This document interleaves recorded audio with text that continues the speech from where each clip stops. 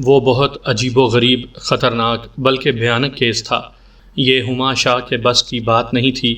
بڑے سے بڑا وکیل اس میں ہاتھ ڈالتے ہوئے گھبرا رہا تھا، کیونکہ کیس کے پس منظر سے یہی دکھائی دیتا تھا کہ اس میں کامیابی کے امکانات صفر سے زیادہ نہیں تھے۔ مسز سفیان کئی وکیلوں کا دروازہ کھٹکھٹانے کے بعد میرے پاس آئی تھی۔ وہ ایک بیوہ عورت تھی۔ کئی سال پہلے اس کے شوہر کا انتقال ہو گیا تھا۔ پہلی نظر میں دیکھتے ہی مجھے اندازہ ہو گیا کہ وہ ایک صاحب ثروت خاتون تھی۔ میں نے حسب دستور پیشہ وارانہ مسکراہٹ سے اس کا استقبال کیا اور اپنی میز کی دوسری جانب بچھی کرسیوں کی طرف اشارہ کرتے ہوئے کہا، تشریف رکھیں۔ شکریہ کہتے ہوئے اس نے تشریف رکھ دی۔ مسز سفیان کا اصل نام عطیہ بیگم تھا۔ عمر 45 اور 50 کے درمیان رہی ہوگی۔ وہ بہت ہی رکھ رکھاؤ والی خاتون نظر آتی تھی۔ خوش شکل اور جسم مائل با فربہی۔ اس نے قیمتی جیولری کے ساتھ عمدہ قسم کی ساڑی زیب تن کر رکھی تھی۔ جی فرمائیے، میں نے اس کی طرف دیکھتے ہوئے گہری سنجیدگی سے کہا، میں آپ کی کیا خدمت کر سکتا ہوں؟ اس نے میری آنکھوں میں دیکھتے ہوئے استفسار کیا، آپ کتنے بہادر وکیل ہیں؟ بہادر؟ کیا مطلب؟ میں نے چونک کر اس کی طرف دیکھا۔ مجھے اس کے انداز سے یوں محسوس ہوا جیسے وہ مجھے کسی خطرناک درندے کے شکار پر بھیجنے کا ارادہ رکھتی ہو۔ میرے سوال کے جواب میں اس نے وضاحت کرتے ہوئے کہا، مطلب یہ کہ آپ سیدھے سادے کیس لینا پسند کرتے ہیں یا پیچیدہ نوعیت کے کیسز میں آپ کو زیادہ دلچسپی محسوس ہوتی ہے؟ مجھے پیچیدہ اور الجھن زدہ مقدمات کو ڈیل کر کے زیادہ خوشی ہوتی ہے، میں نے ٹھہرے ہوئے لہجے میں کہا۔ گڈ۔ اس نے اطمینان بھری سانس خارج کی اور پھر بولی، اس کا مطلب ہے میں بالکل صحیح جگہ پہنچ گئی ہوں۔ اس کے بعد عطیہ بیگم نے مجھے بالتفصیل بتایا کہ وہ مجھ سے پہلے کتنے وکیلوں کے دفاتر کے چکر لگا چکی تھی اور کسی بھی جگہ سے اسے تسلی بخش جواب نہیں ملا تھا۔ سب نے یہی کہا تھا کہ اس کیس میں کامیابی کے امکانات نہ ہونے کے برابر ہیں۔ بہرحال وہ کوشش کریں گے۔ عطیہ بیگم یقیناً یہی چاہتی تھی کہ جو بھی وکیل اس کے کیس میں ہاتھ ڈالے وہ کوشش کرے، مگر اسے کامیابی کا 100% یقین بھی دلائے۔ ایسا چونکہ ابھی تک نہیں ہوا تھا، جبھی وہ بے حد مایوس اور پریشان نظر آ رہی تھی۔ میرے حوصلہ بخش الفاظ نے اس کے چہرے پر اطمینان کی کرن چمکا دی تھی۔ میں نے کھنکار کر گلا صاف کیا اور کہا، لگتا ہے آپ کا کیس بہت ہی گنجلک اور چکردار ہے۔ آپ کا نہیں ہے۔ میں نے الجھ کر سوالیہ نظر سے اس کی طرف دیکھا اور پوچھا، پھر کس کا کیس ہے؟ میرے چھوٹے بھائی ریحان کا۔ میں نے کاغذ قلم سنبھالتے ہوئے کہا، آپ کے بھائی کو کیا ہوا؟ ریحان بیٹھے بٹھائے ایک مصیبت میں گرفتار ہو گیا ہے، اس نے ایک افسردہ سانس خارج کرتے ہوئے بتایا، اور اس وقت وہ عدالتی ریمانڈ پر پولیس کسٹڈی میں ہے۔ اس نے کون سا سنگین جرم کا ارتکاب کیا ہے؟ یہی تو بات ہے کہ اس نے کوئی جرم نہیں کیا، وہ قدرے بیزاری سے بولی۔ ریحان 100% بے گناہ ہے۔ میرے پوچھنے کا مقصد یہ تھا کہ پولیس نے اسے کس الزام کے تحت عدالت میں پیش کر کے ریمانڈ حاصل کیا ہے؟ اس پر آبرو ریزی کا الزام عائد کیا گیا ہے، وہ ٹھہرے ہوئے لہجے میں بولی۔ اوہ، میں نے چونکے ہوئے انداز میں کہا، پھر پوچھا، اس پر کس کو بے آبرو کرنے کا الزام ہے؟ شاہدہ کو، سلمیٰ کی بیٹی۔ اور یہ سلمیٰ کون ہے؟ میں نے استفسار کیا۔ سلمیٰ ریحان کی بیوی ہے، مسز سفیان نے بتایا۔ کیا مطلب؟ مجھے ایک جھٹکا سا لگا۔ کیا ریحان نے اپنی بیٹی کو؟ نہیں، اس نے بڑی قطعیت سے قطع کلامی کی۔ پھر؟ میں نے سوالیہ نظروں سے اسے دیکھا۔ شاہدہ سلمیٰ کی سگی اور ریحان کی سوتیلی بیٹی ہے، اس نے معتدل انداز میں وضاحت کرتے ہوئے کہا۔ 4 سال پہلے ریحان کی بیوی عالیہ کا انتقال ہو گیا تھا۔ عالیہ سے ریحان کی کوئی اولاد نہیں تھی۔ 1 سال تک اس نے تنہا زندگی گزاری، پھر سلمیٰ سے اس کے مراسم ہو گئے۔ سلمیٰ نے بہت کم وقت میں ریحان کو اپنا گرویدہ بنا لیا اور ان مراسم کے 2 ماہ بعد ہی ان کی شادی ہو گئی۔ شاہدہ سلمیٰ کے پہلے شوہر قادر کی بیٹی ہے۔ سلمیٰ کے بقول قادر ایک اوباش اور شرابی شخص تھا، ذرا سی بات پر اسے پیٹتا تھا، لہٰذا اس نے قادر سے چھٹکارا حاصل کر لیا۔ وہ سانس ہموار کرنے کے لیے متوقف ہوئی، پھر اپنی بات کو مکمل کرتے ہوئے بولی، سلمیٰ 47-48 سے کم کی نہیں، لیکن بلا شبہ وہ ایک پرکشش اور حسین عورت ہے۔ ریحان اس کی خوبصورتی پر مر مٹا تھا اور سلمیٰ کی دکھ بھری کہانی نے اس کا دل کچھ زیادہ ہی موم کر دیا۔ نتیجہ یہ نکلا کہ 3 سال پہلے ریحان نے سلمیٰ سے شادی کر لی اور شاہدہ کو ایک بیٹی کی حیثیت سے اپنے ساتھ رکھ لیا۔ لیکن پھر یہ واقعہ؟ میں نے الجھن زدہ نظروں سے عطیہ بیگم کی جانب دیکھا۔ میں حلفیہ کہتی ہوں کہ ریحان کا اس واقعے سے دور کا بھی واسطہ نہیں ہے۔ وہ بڑے اعتماد سے بولی، وہ سراسر بے قصور ہے، اسے بڑے منظم انداز میں اس کیس میں پھنسانے کی کوشش کی گئی۔ ریحان کے خلاف ایسی سازش کون کر سکتا ہے؟ میں پوچھے بنا نہ رہ سکا۔ سلمیٰ، اس نے بڑے دھڑلے سے جواب دیا۔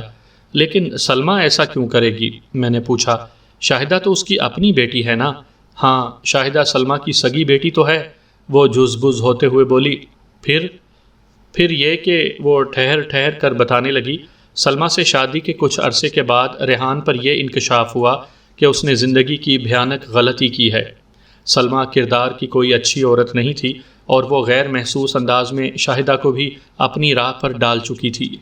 ریحان سے شادی کا مقصد ایک مستحکم اور محفوظ آڑ حاصل کرنا تھا۔ ریحان کی مالی پوزیشن بھی مضبوط تھی اور اسے معاشرے میں ایک باعزت مقام بھی حاصل تھا۔ جب سلمیٰ کی خفیہ صلاحیتیں پوری طرح ریحان پر کھلی تو اس کے ہاتھوں کے طوطے اڑ گئے۔ اس دوران میں اس کی سلمیٰ سے شادی کو لگ بھگ 2.5 سال گزر گئے تھے اور وہ پوری طرح اس کے دل و دماغ پر حاوی ہو چکی تھی۔ اس نے اپنے بعض تجربے کارانہ گر کی مدد سے ریحان کو یہ باور کروا دیا تھا کہ عالیہ میں کوئی کمی تھی اور نہ ہی اس یعنی سلمیٰ میں کوئی خرابی ہے۔ اگر ریحان ابھی تک باپ نہیں بن سکا تو اس میں سراسر اس کی نالائکی کا دخل ہے۔ اس من گھڑت انکشاف کے بعد ریحان نفسیاتی طور پر سلمیٰ کے دباؤ میں آ گیا تھا۔ وہ ہر لحاظ سے فٹ تھا اور فٹ ہے، مگر سلمیٰ نے اپنی چال بازی سے ریحان کے ذہن میں ایک مخصوص سوچ بھر دی تھی تاکہ وہ اس سے دبا رہے اور اسے اپنے مذموم مقاصد میں کسی دشواری کا سامنا نہ کرنا پڑے۔ وہ سانس لینے کے لیے متوقف ہوئی تو میں نے پوچھ لیا، آپ کی باتوں سے تو ظاہر ہوتا ہے کہ سلمیٰ کو اپنے مقاصد میں کامیابی حاصل ہو گئی تھی، لیکن پھر بھی یہ واقعہ کیا معنی رکھتا ہے؟ آپ کا اندازہ کسی حد تک درست ہے بیگ صاحب، وہ ٹھوس انداز میں بولی۔ جب تک صورتحال ریحان پر آشکار نہیں ہوئی تھی، سلمیٰ اور شاہدہ کا کھیل بڑی کامیابی سے چل رہا تھا، لیکن جب ریحان اس مکروہ سرگرمی سے پوری طرح واقف ہو گیا تو پھر گھر میں ایک طوفان اٹھ کھڑا ہوا۔ پہلے تو سلمیٰ نے آئیں بائیں شائیں کر کے بات کو ٹالنے کی کوشش کی، لیکن جب ریحان نے اسے اپنی زندگی اور گھر سے نکال باہر کرنے کی خطرناک دھمکی دی تو سلمیٰ نے معافی تلافی کر کے ایک موقع حاصل کر لیا۔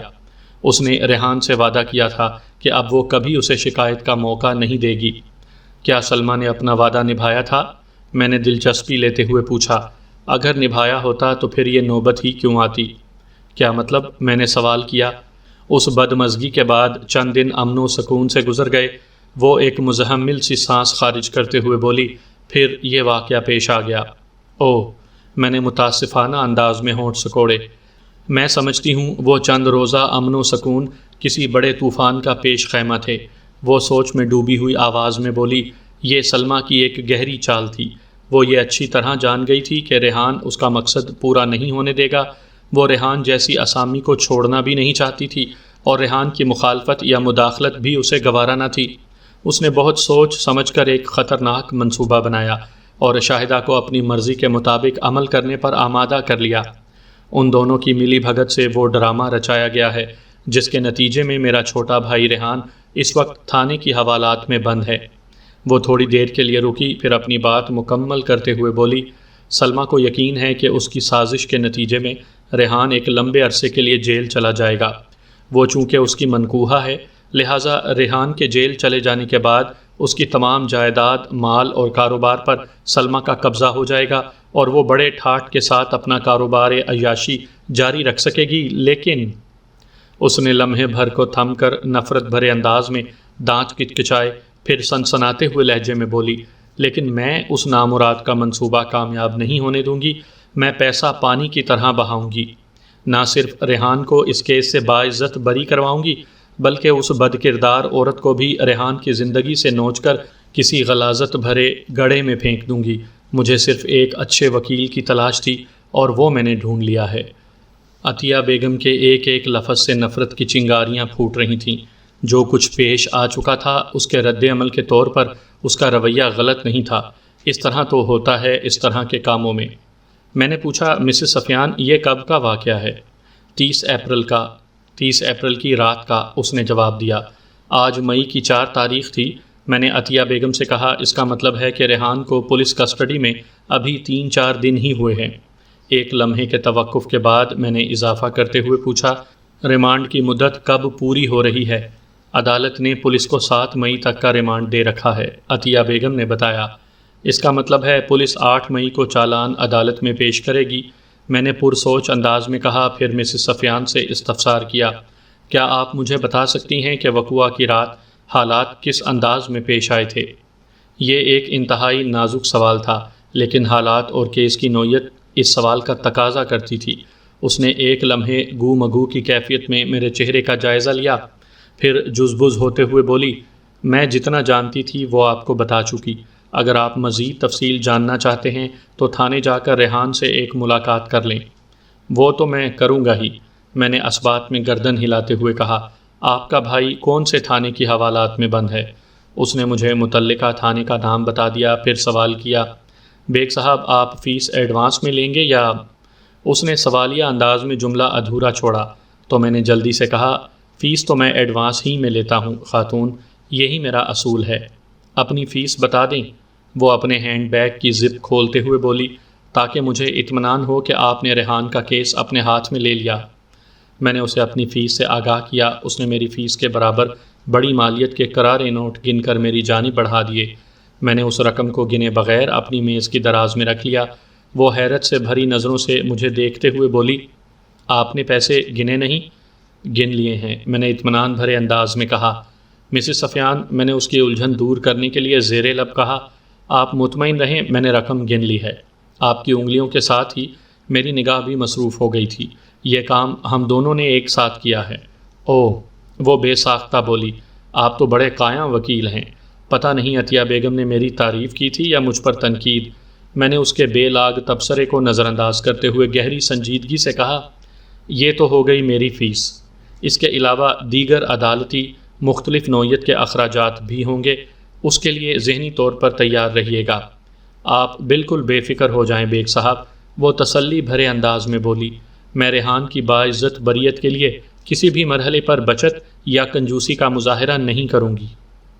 ویری گڈ، میں نے ستائشی نظر سے اس کی طرف دیکھا اور کہا، آئندہ پیشی پر ایک مسئلہ ملزم کی ضمانت کا ہوگا۔ وہ بھویں سکیڑ کر مجھے دیکھتے ہوئے بولی، ذرا وضاحت کریں گے؟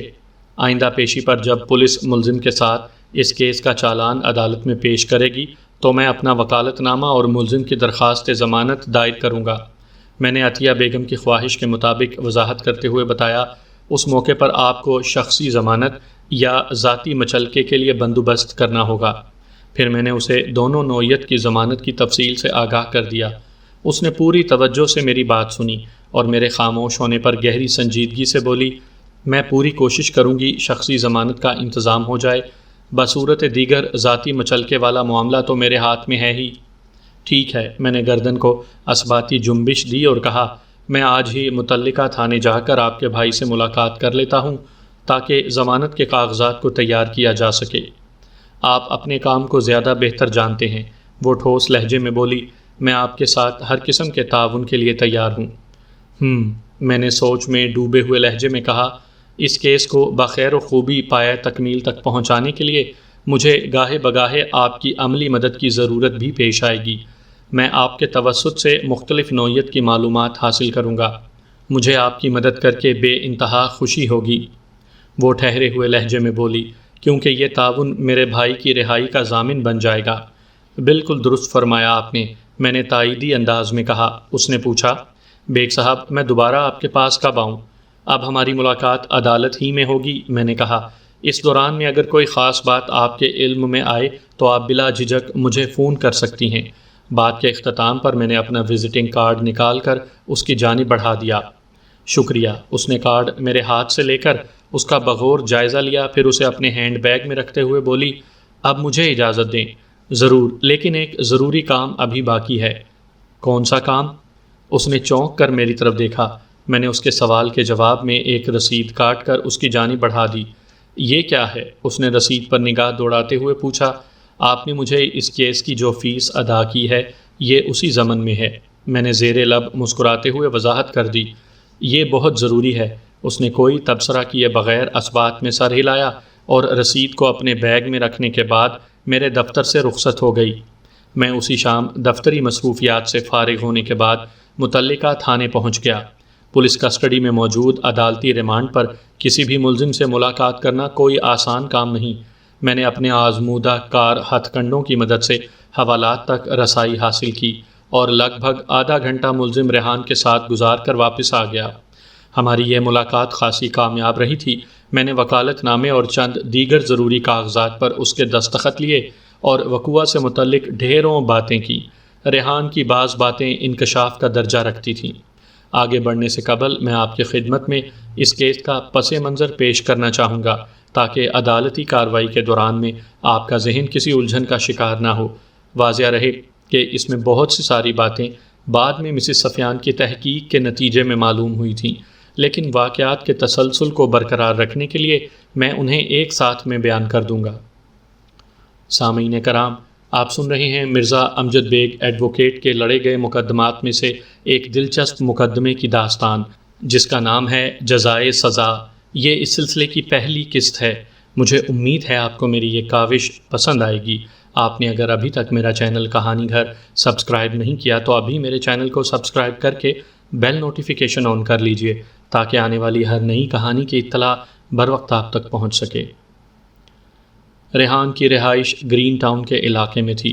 وہ اس افسوسناک واقعے سے پہلے سلمہ اور شاہدہ کے ساتھ 200 گز کے ایک صاف ستھرے بنگلے میں رہائش پذیر تھا۔ سلمہ اور شاہدہ تو اب بھی اسی بنگلے میں تھیں، مگر ریحان بیٹھے بٹھائے حوالات کے ٹھنڈے ٹھار فرش پر پہنچ گیا۔ حوالات نامی اس بندی خانے کی ہر شے اذیت رساں تھی، چاہے وہ کوٹڑی کا صفاق اور سنگلاخ ٹھنڈا فرش ہی کیوں نہ ہو۔ جیسا کہ پچھلے صفحات میں مسز سفیان کی زبانی آپ جان چکے ہیں کہ ریحان کی پہلی بیوی کا نام عالیہ تھا۔ اس کے انتقال کے 1 سال بعد ہی ریحان نے سلمہ سے شادی کی تھی، جس کے قادر نامی پہلے شوہر سے ایک جوان بیٹی شاہدہ بھی تھی۔ ریحان کی عمر لگ بھگ 40 سال رہی ہوگی۔ نرسری کی فرنیچر مارکیٹ میں اس کا ایک چلتا ہوا شو روم تھا، جس سے اتنی آمدنی ہو جاتی تھی کہ وہ بڑے عیش و آرام سے زندگی گزار رہا تھا۔ یہی آرام اور عیش سلمہ کی نگاہ کو بھا گئے تھے اور اس نے ریحان کو اکیلا پنچھی دیکھ کر اپنے حسن کے جال میں جکڑ لیا تھا۔ سلمہ نے ریحان کو یہی بتایا تھا کہ اس کا شوہر قادر بہت ہی خبیث النسل اور عیاش شخص تھا۔ وہ شراب کے نشے میں دھت ہو کر اس سے مار پیٹ کیا کرتا اور شاہدہ کو بھی غلیظ گالیاں دیتا تھا، لہٰذا سلمہ نے کوشش کر کے اس اوباش شخص سے جان چھڑا لی تھی۔ سلمہ اور شاہدہ کا پس منظر ایسا تھا کہ ریحان کو ان ماں بیٹی سے گہری ہمدردی ہو گئی۔ پھر سلمہ کے ناز و ادا اور پرکشش سراپا نے اسے چاروں خانے چت کر دیا۔ اس شکست کا نتیجہ یہ نکلا کہ سلمہ ایک بیوی کی حیثیت سے اس کے گھر پہنچ گئی۔ شاہدہ کے سر پر بھی اس نے شفقت کا ہاتھ رکھا اور ریحان کا سونا گھر ایک مرتبہ پھر آباد ہو گیا۔ شادی کے بعد تو کچھ عرصہ امن و سکون سے گزر گیا، پھر محلے والوں کی دبی دبی معنی خیز سرگوشیاں اس کی سماعت تک رسائی حاصل کرنے لگیں، اور یہ سرگوشیاں بڑی عذابناک تھیں، جن میں اس کی فیملی خصوصاً اس کی بیوی کے کردار کو نشانہ بنایا جاتا تھا۔ پہلے تو اس نے اسے لوگوں کی بکواس سمجھ کر ایک کان سے سنا اور دوسرے کان سے نکال دیا، لیکن جب یہ سلسلہ رکنے ہی میں نہ آیا تو وہ اس جانب توجہ دینے پر مجبور ہو گیا۔ وہ اس بات پر یقین رکھتا تھا کہ رائی ہو تو پہاڑ بنتا ہے۔ ایک رات سلمہ کو لے کر بیٹھ گیا۔ اس نے بڑے نپے تلے الفاظ میں تمہید باندھی، پھر ٹھہرے ہوئے لہجے میں بولا، دیکھو سلمہ، میں تم پر اندھا اعتماد کرتا ہوں۔ میں نے جو کچھ بھی سنا ہے اس پر مجھے رتی برابر بھی یقین نہیں۔ تم اس بارے میں کیا کہتی ہو؟ میں کس بارے میں کیا کہوں؟ وہ بالکل انجان بن گئی۔ مجھے کیا پتا آپ نے کس سے کیا سن لیا ہے؟ سلمہ کے اس رویے پر ریحان نے نہایت مختصر مگر جامع الفاظ میں اسے بتایا کہ باہر لوگ سلمہ اور شاہدہ کے حوالے سے کس قسم کی چہ مگوئیاں کر رہی ہیں۔ سلمہ نے بدمزہ ہو کر ریحان کی بات سنی اور اس کے خاموش ہونے پر بھڑک اٹھی۔ پتہ نہیں تم کیسے کیسے لفنڈروں کی باتیں سنتے رہتے ہو۔ وہ مصنوعی غصہ دکھاتے ہوئے آپ سے تم پر اتر آئی تھی۔ لوگ تو پتہ نہیں کیا کیا بکتے رہتے ہیں، کیا ضروری ہے ان کے کہے کو سنجیدگی سے لیا جائے؟ کسی ایک شخص کی بات ہو تو اسے نظر انداز کیا جا سکتا ہے، ریحان نے ٹھہرے ہوئے لہجے میں کہا۔ کم از کم 8-10 افراد نے مجھے اس حوالے سے کچھ نہ کچھ بتایا ہے، میں کس کس کی زبان پکڑوں؟ تمہیں کسی کی زبان پکڑنے کی ضرورت نہیں، سلمہ ہاتھ نچا کر بولی۔ پھر؟ ریحان نے الجھن زدہ نظروں سے اس کی طرف دیکھا۔ تم صبح جب گھر سے نکلتے ہو تو مین گیٹ کو باہر سے تالا لگا جایا کرو۔ کیا مطلب ہے تمہارا؟ ریحان کی الجھن میں جھنجھلاہٹ بھی شامل ہو گئی۔ مطلب صاف اور سیدھا ہے، سلمہ نے خفگی آمیز لہجے میں کہا۔ تمہاری نظر میں محلے والے سچے اور کھرے ہیں، ہم ماں بیٹی جھوٹی اور بد کردار ہیں، لہٰذا لوگوں کا منہ بند کرنے کے بجائے تم ہمیں گھر کے اندر بند کر کے جایا کرو۔ میں نے ایک بار بھی تم دونوں کے کردار پر انگلی نہیں اٹھائی سلمہ، ریحان نے بات کو بنانے کی کوشش میں قدرے نرمی سے کہا۔ انسان ایک معاشرتی جانور ہے، وہ جہاں بھی بود و باش اختیار کرتا ہے اسے اپنے ماحول اور ارد گرد رہنے والے دوسرے جانوروں اور جانداروں کا بھی خیال رکھنا پڑتا ہے، بس اتنی سی بات ہے۔ اگر یہ اتنی سی بات ہے تو ٹھیک ہے، وہ برا سا منہ بناتے ہوئے بولی۔ تم ہمیں جہنم میں ڈالو اور محلے والوں کا خاص خیال رکھو۔ میرا یہ مطلب نہیں تھا سلمہ، وہ جلدی سے بولا۔ تم خواہ بات کو بڑھانے کی کوشش کر رہی ہو۔ میں بات کو بڑھا رہی ہوں؟ واہ واہ سبحان اللہ، سلمہ نے استہزائیہ انداز میں کہا۔ اور تم تو اصلاحی واز کر رہے ہو نا؟ اس کا مطلب ہے مجھے تمہارے ساتھ اپنی کوئی پرابلم شیئر نہیں کرنا چاہیے، ریحان نے غصیلے انداز میں کہا۔ میں نے ایسی تو کوئی بات نہیں کی، وہ ڈھٹائی سے بولی۔ تم خود ہی پتہ نہیں کیا انت شنت بک رہے ہو۔ سلمہ، وہ بے حد سنجیدگی سے بولا، میری بات کو سمجھنے کی کوشش کرو۔ وہ بگڑے ہوئے تیوروں کے ساتھ مستفسر ہوئی۔ مجھے کیا سمجھانا چاہتے ہو؟ اس محلے میں اور بھی درجنوں گھر اور ان گھروں میں سینکڑوں بلکہ ہزاروں افراد آباد ہیں۔ ریحان نے ٹھہرے ہوئے لہجے میں اپنا نقطۂ نظر سلمہ کی سمجھ میں انڈیلنے کی کوشش کی۔ ایسی باتیں کسی اور کے بارے میں گردش کیوں نہیں کر رہی؟ جو باتیں گردش میں ہوں انہیں افواہ کہا جاتا ہے، سلمہ نے فلسفیانہ انداز میں کہا۔ اب یہ تم پر منحصر ہے کہ افواہوں پر کان دھرتے ہو یا ہمارے کردار پر بھروسہ کرتے ہو۔ اللہ کرے لوگوں کا کہا اور دیکھا سب غلط ہو، وہ مثبت طرز فکر کا مظاہرہ کرتے ہوئے بولا۔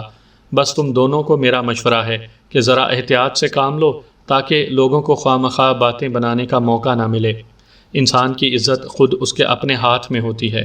ریحان کی ان مصلحت آمیز الفاظ کے بعد سلمہ نے بھی کسی بحث و تکرار کی ضرورت محسوس نہیں کی اور بات آئی گئی ہو گئی، لیکن ریحان نے دل میں ٹھان لی تھی کہ وہ موقع نکال کر ان کی خفیہ نگرانی کرے گا اور اس اونٹ کو کسی نہ کسی کروٹ بٹھا کر ہی دم لے گا۔ اگر یہ معاملہ عام محلے داروں تک محدود ہوتا تو شاید ریحان ان تلخ اور سنگین اطلاعات کو ایک کان سے سن کر دوسرے کان سے نکال باہر کر چکا ہوتا، مگر اسے خبردار کرنے والوں میں دو ایسے افراد بھی شامل تھے جو نہایت ہی سنجیدہ اور معتبر شمار ہوتے تھے۔ انہیں کبھی لغو اور فضول نوعیت کی سرگرمیوں میں ملوث نہیں دیکھا گیا تھا۔ وہ دونوں حضرات ریحان کے سچے خیر خواہ تھے اور انہوں نے یہ سب کچھ ریحان کی بھلائی اور ہمدردی میں اسے بتایا تھا۔ ان معتبر شخصیات میں ایک تو کریم صاحب تھے جو ریحان کی گلی ہی میں رہتے تھے، اور دوسرے تھے غفور چاچا۔ غفور چاچا کی رہائش تو شاہ فیصل کالونی میں تھی، مگر وہ گرین ٹاؤن میں ریحان کے گھر کے قریب ہی پان اور سگریٹ وغیرہ کا کیبن چلاتے تھے۔ محلے دار غفور چاچا کو عزت اور احترام کی نگاہ سے دیکھتے تھے۔ آئندہ ایک ماہ کی خفیہ کوششوں نے ریحان کی عقل کے کئی در وا کر دیے۔ اس نے سلمہ اور شاہدہ کی مشکوک سرگرمیوں کے بارے میں جو کچھ سن رکھا تھا اس کے چند عملی ثبوت بھی دیکھنے کو ملے۔ اس مشن میں صفدر نامی ایک نیا کردار بھی سامنے آیا تھا۔ سلمہ اور شاہدہ کا صفدر سے واضح کنیکشن تھا۔ ریحان کی تحقیق کے مطابق صفدر ایک اوباش اور برد کردار شخص تھا، اس کی شہرت بہت بری تھی۔ اس صورتحال نے گویا ریحان کے دماغ کا فیوز اڑا دیا۔ اس رات اس نے گھر میں ایک طوفان برپا کر دیا۔ ریحان کے استفسار سے شروع ہونے والا قصہ ہر گزرتے لمحے کے ساتھ آتشی ہوتا چلا گیا۔ تو میں بہت جلد تلخ کلامی میں بدل گئی، پھر باقاعدہ لفظی جنگ کا آغاز ہو گیا۔ ریحان نے تپتے ہوئے لہجے میں پوچھا، یہ صفدر کون ہے؟ میں کسی صفدر کو نہیں جانتی، سلمہ نے بے پرواہی سے جواب دیا۔ ریحان نے شاہدہ کی طرف دیکھتے ہوئے سوال کیا، تم تو جانتی ہو نا میں کس صفدر کی بات کر رہا ہوں؟ جواب دینے سے پہلے شاہدہ نے کن اکھیوں سے اپنی ماں سلمہ کی طرف دیکھا، پھر بڑی ڈھٹائی سے نفی میں گردن ہلا دی۔ ریحان کو یہ سمجھنے میں دیر نہ لگی کہ ماں بیٹی نے آپس میں بڑا مضبوط گٹھ جوڑ کر رکھا ہے۔ وہ قدرے سخت لہجے میں شاہدہ سے مخاطب ہوا، شاہدہ ادھر میری آنکھ میں دیکھ کر بتاؤ، کیا تم واقعی کسی صفدر کو نہیں جانتی ہو؟ شاہدہ کے کوئی جواب دینے سے پہلے ہی سلمہ بول اٹھی، ہمیں کیا پتا تم کس صفدر کی بات کر رہے ہو، خواہ مخواہ بچی کو بھی پریشان کر دیا ہے۔ شاہدہ، وہ اپنی بیٹی کی جانب دیکھتے ہوئے تحکمانہ انداز میں بولی، تم جاؤ دوسرے کمرے میں۔ شاہدہ نے فوراً سے پیشتر وہاں سے کھسک لینے کے لیے پیش قدمی کی۔ ریحان نے کڑکدار آواز میں کہا، رکو۔ شاہدہ کے متحرک قدم رک گئے۔